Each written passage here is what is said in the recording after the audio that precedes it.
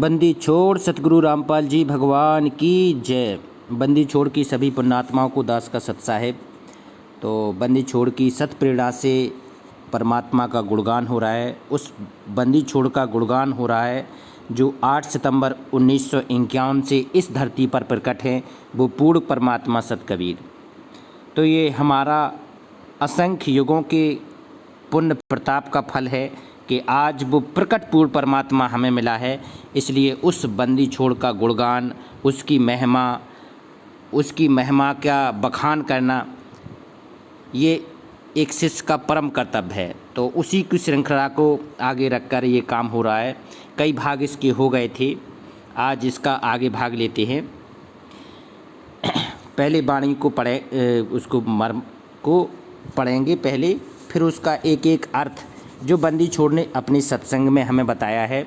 सत्संग के मर्म के आधार पर ही उसकी व्याख्या परमपिता परमात्मा की कृपा से करेंगे, क्योंकि ये पूर्ण परमात्मा का काम है। एक भगत दूसरे भगत के साथ सत्संग की बातें ज़रूर साझा कर सकता है। ये प्लेटफार्म बंदी छोड़ की प्रेरणा से ही है। यूट्यूब, फेसबुक, व्हाट्सएप, ये सारे जितने भी आज प्लेटफार्म हैं सब बंदी छोड़ के लिए हैं, बंदी छोड़ की महिमा के लिए हैं, गुणगान करने के लिए हैं। तो आइए शुरू करते हैं। गरीब भंवर गुफा में बैठे कर अमी महारस जोख, ऐसा सतगुरु मिल गया सौदा रोकम रोक। गरीब भंवर गुफा तो बंदी छोड़ ने अपने सत्संग में बताया है कि भंवर गुफा, आप जैसे ही आत्मा मृत्यु के बाद, शरीर छोड़ने के बाद आगे निकलती है, तो यहाँ से किसी भी, जैसे ही ब्रह्मांड पार करते हैं, बंदी छोड़ ने बताया कि हर एक द्वारे के बाद भंवर गुफा मिलती है। जैसे आप एक ब्रह्मांड पार किया, एक ब्रह्मांड के बाद, क्योंकि एक ब्रह्मांड के बाद जैसे ही आगे बढ़ेंगे तो वहाँ भंवर गुफा है। लेकिन जैसे 21 ब्रह्मांड का ये काल का जो पूरा चक्र है, तपशिला है, इसके ऊपर पहुँचेंगे तो ये 10वां द्वार पार करके जैसे ही 11वें द्वार में पहुँचेंगे तो 10वें और 11वें द्वार के बीच में जो मार्ग है उसी कहेंगे भंवर गुफा। बंदी छोड़ ने बताया कि हर जगह भंवर गुफा मिलेगी। अब 11वें द्वार को पार करके जैसे 12वें द्वार में जाएंगे तो वहाँ भी भंवर गुफा मिलेगी। तो यहाँ जो बंदी छोड़ बात कर रहे हैं वो अंतिम भंवर गुफा की बात कर रहे हैं, जहाँ से बंदी छोड़ हमें अपने सतलोक ले जाते हैं। तो बंदी छोड़ ने अपने सत्संग में बताया है कि भंवर गुफा जैसे ही अक्षर पुरुष का लोक पार करेंगे, अक्षर पुरुष के लोक को पार करके वहाँ से सतलोक दिखता है, पहुँच नहीं जाते हैं, सतलोक दिखता है, तो वहाँ अंतिम रूप से भंवर गुफा होती है। तो ये भंवर गुफा में वो बंदी छोड़ साथ में रहते हैं प्रकट। तो बंदी छोड़ अपनी समर्थता से, क्योंकि जिस पुण्यात्मा को सार शब्द मिल जाता है तो वो पुण्यात्मा फिर वहाँ भंवर गुफा से सीधे सतलोक में पहुँच जाता है, जहाँ वो बंदी छोड़ सिंहासन पर अपने बैठे हैं। वहाँ फिर उस बंदी छोड़ को कहते हैं कर नैनो दीदार महल में प्यारा है। वो बंदी छोड़ अपने महल में बैठा है, फिर हंसा वहाँ इतनी प्रसन्न होती है, नाचती है, गाती है। कहते हैं हंसा करच्चौर सुर भूपा, वो सत्पुरुष दरबारा है। तो हमारा यही परम कर्तव्य है, यही लक्ष्य है कि वो बंदी छोड़ हमें, सत्पुरुष हमें साथ लेकर अपने निज लोक सतलोक जाएं। तो कहते हैं भंवर गुफा में बैठकर अमी महारस जोख। अमी होता है अमृत, महारस होता है महा आनंद, जैसे आत्मिक तृप्ति, मतलब ऐसा आनंद जो हमने कभी यहाँ अनुभव नहीं किया। ये तो मृत मंडल है, पृथ्वी पर तो वो आनंद है ही नहीं। बंदी छोड़ ने बताया कि इस शरीर में भी नहीं है। अंड ब्रह्मांड, कहते हैं अंड ब्रह्मांड के पार्श्व देश हमारा है, मतलब इस एक अंड ब्रह्मांड और पिंड, ये शरीर इस पिंड के बाहर है। तो कहते हैं भंवर गुफा में बैठकर अमी महारस जोख, जोख का अर्थ होता है दिया। तो उस बंदी छोड़ ने हमें एक क्षण के लिए, एक पल के लिए, जैसे भी हमारे सारे ऋण चुकता करा दिए, सभी देवी देवताओं का सौदा करा दिया, उनका ऋण दे दिया, क्षर पुरुष का दे दिया, अक्षर पुरुष का दे दिया, और सार शब्द रूप में स्वयं प्रकट होके क्या किया, वहाँ अमी महारस जोग, एक आनंद, ऐसी तृप्त आनंद हमारे मन में, हमारे हृदय में बंदी छोड़ ने प्रकट की कि हम बिल्कुल आत्मिक अनुभूति में हो गए। ऐसे अनुभूति में खो गए क्योंकि जब अपना पूर्ण परमात्मा अपने सामने है और वो वहाँ से दिखता है। बंदी छोड़ ने बताया है कि जहाँ अंतिम भंवर गुफा है वहाँ से सतलोक सीता दिखता है, तो वो आत्मिक अनुभूति भी कुछ न्यारी होगी। तो उसी अनुभूति का आज हम सहज रूप से यहाँ पर जरूर अनुभव करें, ये हमारी सहज समाधि होनी चाहिए। तो कहते हैं भंवर गुफा में बैठकर अमी महारस जोख और ऐसा सतगुरु मिल गया और सौदा रोकम रोक।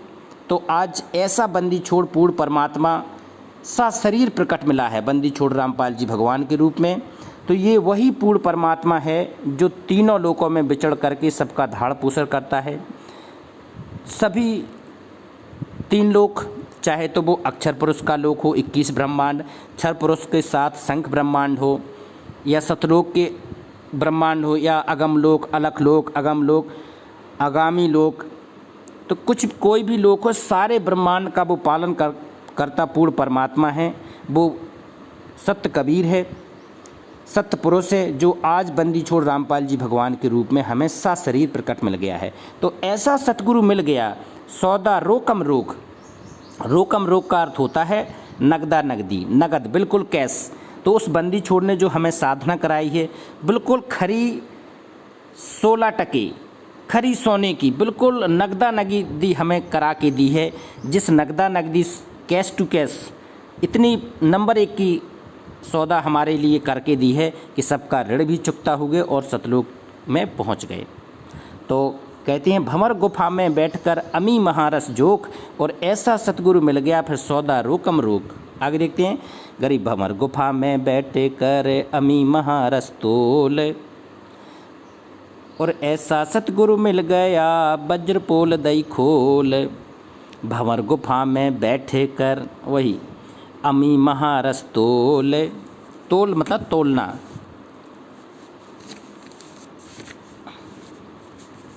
गरीब तोल और ऐसा सतगुरु मिल गया वज्र पोल दई खोल। वज्र पोल कहते हैं कि जो भी गेट हैं, द्वारे बने हैं, 12 द्वार पार करके हमें सतलोक पहुंचना है। तो 12 द्वार करके जैसे ही हम लोग जाएंगे हर गेट पे एक वज्र है, वज्र के ताले लगे हैं। तो कहते हैं वो सतनाम से खुलते हैं। तो बंदी छोड़ ने हमें जो अजप्पा जाप दिया है, सतनाम दिया है, उससे खुल जाएंगे। पोल क्या होती थी? पोल को 2 रूपों में बंदी छोड़ ने सत्संग में बताया है। एक तो कहते हैं एक पोल है, पोल मतलब खाली स्थान है। तो वज्र पोल दई खोल, वो वज्रों के समान जो वहाँ पर खाली स्थान के बाद जो वज्र के ताले लगे थे वो खोल दिया अपने मंत्रों के द्वारा। और कहाँ ले गया? वज्र पोल दई खोल। पोल होता था, जो साहूकार होते थे वो मेहमान के लिए एक विशिष्ट कक्ष रखते थे, मेहमानी कक्ष, जैसे बैठका बोलते थे, कुछ लोग पोल बोलते थे। तो बंदी छोड़ ने बताया है कि गरीब दास जी महाराज के जो पिताजी थे तो वहाँ पोल में जब वो गए थे अर्जुन सर्जुन, तो वहाँ पोल में बैठाया था। तो वो बंदी छोड़ ने अपने लिए वज्र पोल दई खोल, वो इतना आलीशान सतलोक हम लोगों को अपने पुण्यात्माओं के लिए खोल दिया है। तो ये ऐसा हमारे युगों युगों का संस्कार है, असंख्य कल्प युगों का संस्कार है। ये दाव है ना, कहते हैं बंदी छोड़ के समझा है तो सर दर पाँव, बहुर नहीं रे ऐसा दाव। क्योंकि एक बार दाव चला गया तो कभी भी आप आ जाओ। तो अगर सतगुरु, बिन सतगुरु सब शून्य है, बिना सतगुरु के ये जीवन व्यर्थ है। आप कितने भी, आप पृथ्वी के चक्रवर्ती राजा हो जाएं, कितने भी कुछ भी हो जाएं, आप हम कह रहे ब्रह्मा विष्णु महेश गणेश कुछ भी हो जाएं, लेकिन बिना सतगुरु के अगर आपको सतगुरु प्राप्ति नहीं हुई तो वो मनुष्य जीवन व्यतीत है, वो देव पद भी ठीक नहीं है। तो ये सब बहुत ही युगों के बाद ऐसा मिला है। तो इसको बिल्कुल अपनी हर पल हर श्वास भक्ति में लगाना ही एक पुण्यात्माओं का परम कर्तव्य है। आगे देखते हैं गरीब भंवर गुफा में बैठे कर अमी महारस जोख, अमी महारस जोख, ऐसा सतगुरु मिल गया ले गया हम परलोक। गरीब भंवर गुफा में बैठे कर अंतिम छोर पर अमी महारस, वो अमृत का आनंद हम लोग अपने बंदी छोड़ की कृपा से उसने दिया है। जो का अर्थ होता है देना। उस बंदी छोड़ ने अपनी समर्थता से, क्योंकि कहते हैं सतगुरु जो चाहे सो कर दे और भ्रम पड़ो मत कोई, और सेव सर पर शीश चढ़ाया पाछे करी रसोई। वो क्या नहीं कर सकता है। जमजोरा जासे डरें मिटे कर्म के अंक, और अदली पुरुष कबीर है समर्थ है वो। कहते हैं चित्रगुप्त के कागज़ भी फाड़ दे वो केवल खुश हो जाए। कहते हैं कर दो पल में पार हो जा रज़ा तेरी। अगर वो बंदी छोड़ प्रसन्न हो गया तो पल में पार कर देगा, इतनी समर्थ है हमारे मालिक में। तो कहते हैं भंवर गुफा में बैठे कर अमी महारस जोख, ऐसा सतगुरु मिल गया ले गया हम प्रलोक। प्रलोक मतलब सतलोक। तो ऐसा आज वो पूर्ण परमात्मा सत कबीर, वो पूर्ण परमात्मा असंख्य ब्रह्मांडों को पालने वाला सतपुरुष, वो अल्लाहु अकबर, वो ईश्वर गॉड आज हमें पूर्ण परमात्मा बंदी छोड़ सतगुरु रामपाल जी महाराज के रूप में प्रकट मिल गए हैं। पूरी साधना विधि करा के, आपको रिचार्ज करा के, युगों युगों के आपके झंझट खत्म करके वो सतलोक ले जाने के लिए आए हैं। और कहते हैं कि ये सब साधना करा के गरीबदास जी कह रहे हैं ले गया हम प्रलोक। वो बंदी छोड़ हमें कहाँ ले गए? सतलोक ले गए हैं। तो जब गरीबदास जी महाराज को ले गए हैं तो आज हमें भी वो लेने ही आए हैं। तो बस कमी हमारी है, पूर्ण समर्पण भाव से हमें अपनी साधना करनी है, आराधना करनी है, मालिक से विनय करना है। आराधना करके बंदी छोड़ को 5 यज्ञ घर में पूरे करने हैं, भोग लगाना है मालिक को, क्योंकि जब तक आत्मा के यज्ञ पूरे नहीं होंगे वो चार्ज नहीं होगी। तो जिस सब कुछ बंदी छोड़ ने अपने सत्संग में हमें बताया है उसी हिसाब से हमें ये सारी चीज़ें करना है। आगे देखते हैं। गरीब पिंड ब्रह्मांड से अगम है। हाँ, बहुत बढ़िया। कि पिंड ब्रह्मांड से अगम है, न्यारी सिंधु समाध, ऐसा सतगुरु मिल गया देखा अगम अगाध। पिंड ब्रह्मांड से अगम है, आ गया यहाँ पिंड। पिंड मतलब शरीर, और ब्रह्मांड मतलब कहते हैं अंड और ब्रह्मांड बिंड। तो पिंड ब्रह्मांड से अगम है। अगम अगम का अर्थ होता है उसके आगे की। जैसे बंदी छोड़ ने बताया है कि उसमें कर नैनो दीदार महल में प्यारा है। इसके बाद लास्ट के उसमें बताया है मालिक ने कि आदि माया कीनी चतुराई और झूठी बाजी इस पिंड दिखाई, अभिगत रचना रची पिंड माही, ताका पृथ्वी में डारा है। और सबद बेहंगम चाल हमारी, कहें कबीर सतगुरु दई तारी, और खुले कपात सबद झनकारी, वो पिंड अंड के पार सुदेश हमारा है। तो पिंड अंड के पार तो हमें जाना ही है। तो गरीबदास जी महाराज ने कहा है कि कोई है रे परले पार का, जो भेद कहे झनकार का। कोई है ऐसा झनकार का बताने वाला जो पिंड और अंड के ऊपर की जानकारी रखता है।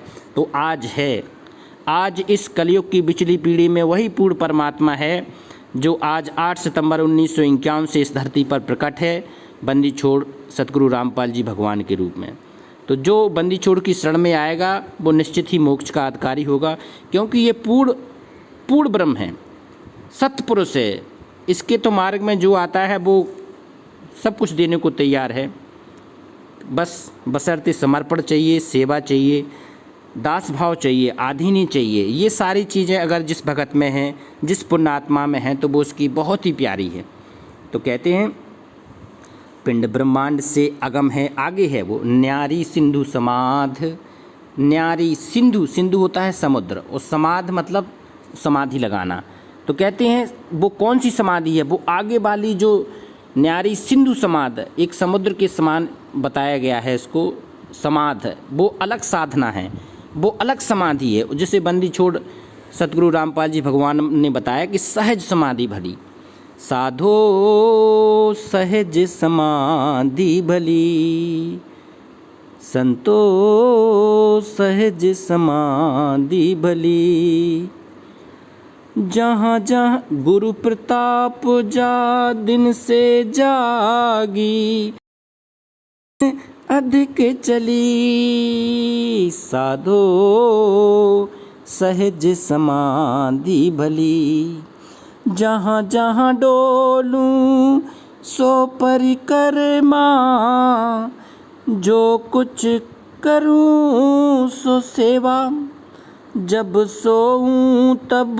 करूं दंडवत, पूजूं और न देवा, कहते हैं आँख न मूंधूं कान न रूंधूं तनिक कष्ट ना धारो, खुले नैन पहचानो हंस हंस सुंदर रूप निहारो।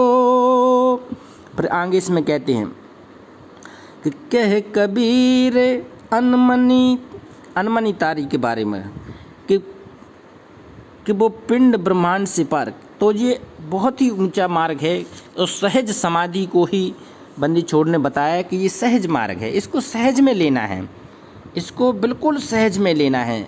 तो आप अगर परमात्मा की सत्संग में श्रुत लगाते हैं तो ये भी सहज मार्ग है। सुमरण करते हैं मन पवन, कहते हैं मन पवन, तो ये सारी चीज़ें लगा के एकत्र करके करते हैं वो सहज समाधि है। तो पिंड ब्रह्मांड से अगम है न्यारी सिंधु समाध, और ऐसा सतगुरु मिल गया और देखा अगम अगाध। अगम अगाध मतलब होता है आगे का ज्ञान। आगे का ज्ञान कौन से? अभी तक के जितने ऋषि महर्षि हुए हैं तो एक ब्रह्म से साधना किसी की भी आगे नहीं थी, एक ब्रह्मांड के पार किसी का ज्ञान नहीं था। तो ऐसा सतगुरु आज हमें मिल गया है कि देखा अगम अगाध, वो आगे की साधना करा के अपने निज लोक, कहते हैं निज लोक सतलोक में ले जाने के लिए। बंदी छोड़ ने कहा है कि चल हंसा सतलोक हमारे और छोड़ो ये संसारा हो, इस संसार का काल है राजा और कर्म का जाल पसारा हो। तो वो कर्म के सारे बंधनों को काट के अपने लोक में ले जाने के लिए आए हैं। तो ये हमारा सौभाग्य है कि आज हम वो साधना करके तैयार हो रहे हैं। आगे देखते हैं। गरीब पिंड ब्रह्मांड से अगम है न्यारी सिंधु समाध, ऐसा सतगुरु मिल गया दिया अखय प्रसाद। अखय प्रसाद का अर्थ होता है स्वादिष्ट। ऐसे भोजन, ऐसे मनमोहक भोजन जो आपने ना देखे ना सुने ना सपने में भी नहीं खाए होंगे। तो वो अखय प्रसाद वो कहाँ मिले? वो आज तक तो ना तो किसी को विष्णु लोक में प्राप्त हुए, ना ब्रह्मलोक में प्राप्त हुए, ना किसी के भी लोक में आपको वो मिल ही नहीं सकते हैं, क्योंकि वो सतलोक वाला जो अखय प्रसाद है, पूर्ण आनंद देने वाला खाना है। तो या तो वो बंदी छोड़ के लोक में जाएंगे तब मिलेगा, या बंदी छोड़ जब खिलाते हैं तब मिलेगा। कहते हैं कि जो 18 लाख लोगों को बंदी छोड़ ने काशी में भंडारा दिया था, तो वहाँ पर जो साधुओं ने उसका गुणगान किया था खाने का, तो वो सतलोक से मालिक लाए थे। तो वो आनंद वहाँ मिलेगा, क्योंकि वो तो नूरी तत्व का है। बंदी छोड़ ने बताया कि वहाँ सब कुछ नूरी तत्व से बना है।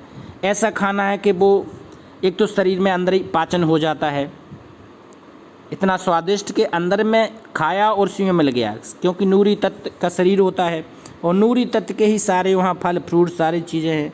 तो जो अखय प्रसाद, तो ऐसा सतगुरु मिल गया दिया अखय प्रसाद। तो वो बंदी छोड़ अपने निजलोक ले गए और वहाँ की जो सारी खुशियाँ थीं वो हमें दे दी। तो ये बहुत ही बड़ी बात है, बहुत ही सौभाग्य की बात है पुण्यात्माओं कि आज वो सतगुरु हमें प्रकट रूप में मिला है। उसके एक एक वचन पर, एक एक वाणी पर, एक एक मर्यादाओं पे फना होने वाली बात है। फना मतलब सब कुछ कुर्बान करने के लिए, क्योंकि ये शरीर तो रहेगा नहीं। शीश तुम्हारा जाएगा कर सतगुरु को दान, तो शीश तो एक दिन जाना ही है। तो क्यों ना, कहते शंख शीश तूने दे दिए यमराजा की भेंट, और एक शीश दे के देख ले अपने सच्चे सतगुरु की भेंट।